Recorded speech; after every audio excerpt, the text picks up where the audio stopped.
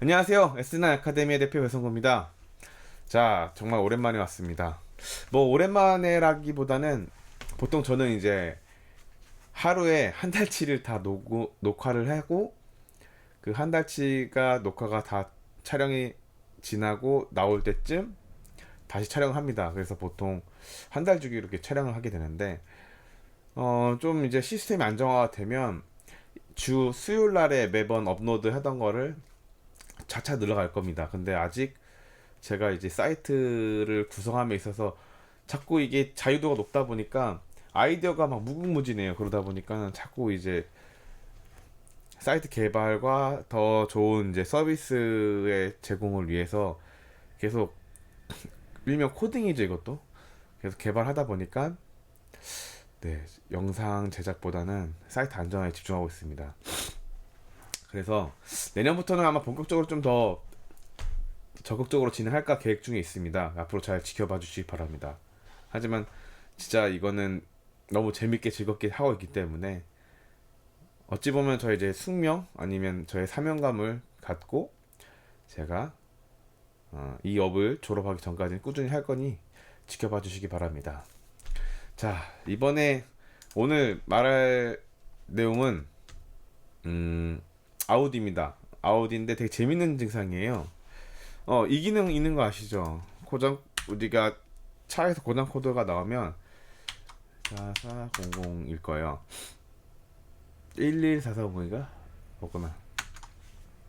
차에 고장 코드가 뜨면 이렇게 검색을 하면 그 고장 코드에 비슷한 관련된 고장에 따른 증상 사례를 이제 볼 수 있게끔 사이트에 구분해 놨어요. 자, 오늘의 주제는 아우디 A4 EGR 밸브 결함이에요. 자, 이 부분이 왜 재밌냐면 사전에 이제 말씀드리기 전에 이 얘기를 먼저 할 건데, 자, 아우디 A4고요. 2015년식 2.0 TDI.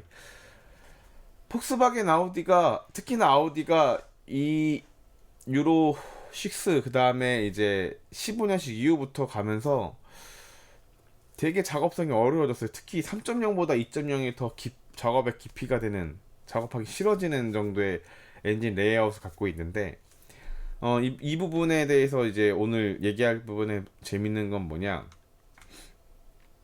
EGR 밸브를 바꿨어요. 근데 EGR 밸브를 바꿨는데 EGR 밸브 경고등이 떠서 EGR 밸브를 바꿨는데 왜 증상이 잡히지 않느냐, 이런 컴플레인에서 타샵에서 이제 불만을 갖고 온 거예요.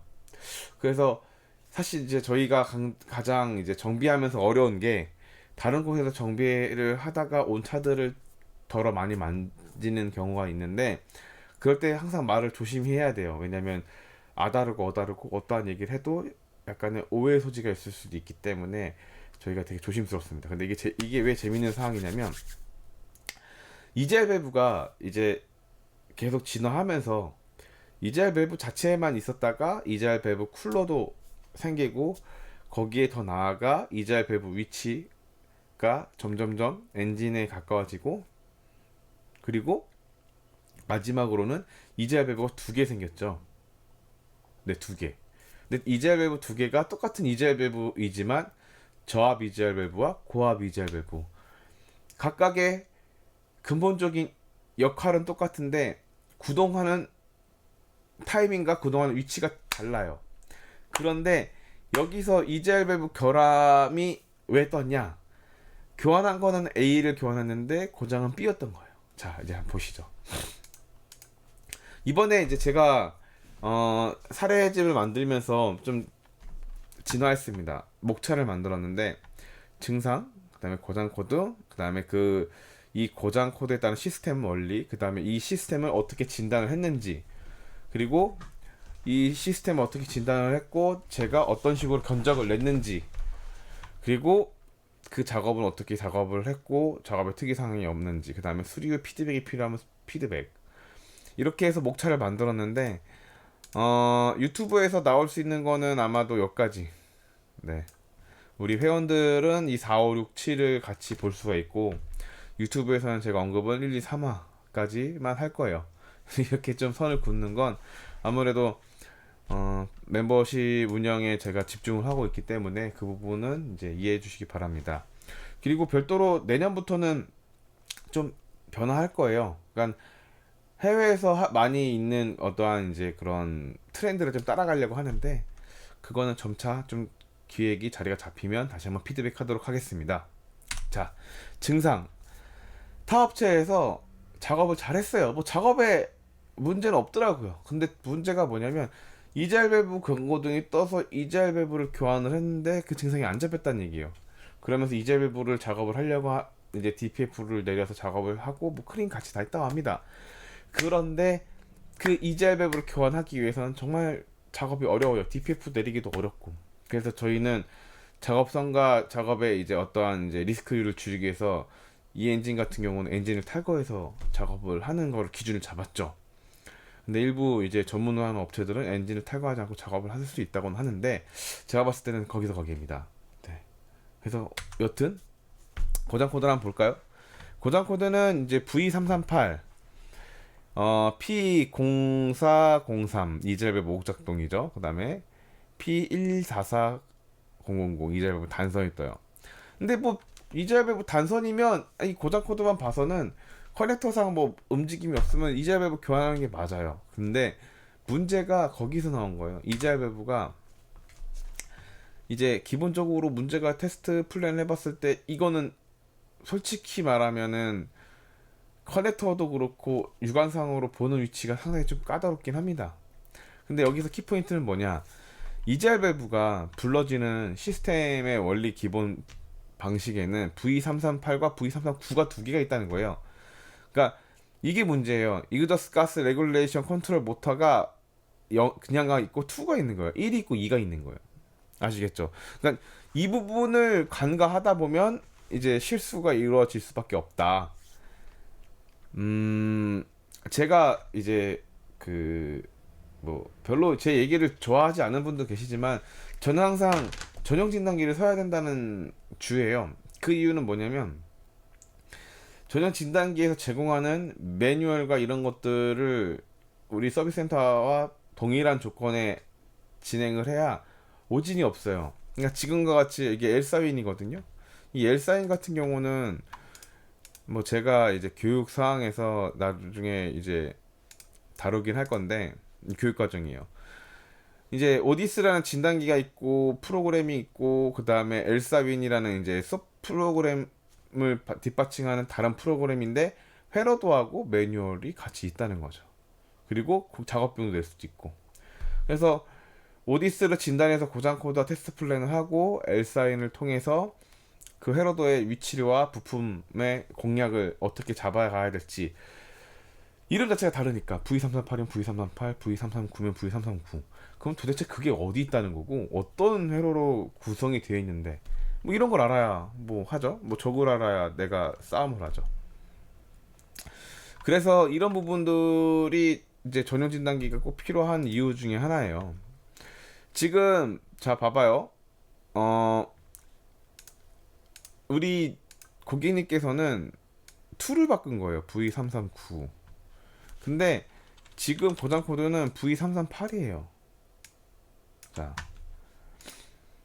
고객님, 처음에 되게 당황스럽죠. 조심스럽게 이젤 밸브 바꿨다고 했는데, 고객님 이거 보니까 이젤 밸브를 교환한 것 같지 않아요. 왜냐면 여기 있는 거는 모르고 제가 진단했을 때 V338이니까 여기 있는 게 교환이 안 돼 있는 거예요. 그래서 이걸 어떻게 얘기하지 고민했죠.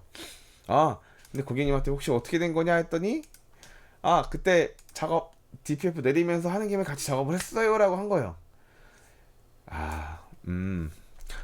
모르겠어요. 이게 V339와 V338 고장 코드가 두 개 있을 수 있고 그때는 이게 고장났고 지금은 이게 고장날 수도 있어요. 근데 하지만 제가 우리 샵에 왔을 때 기준은 V338이었다.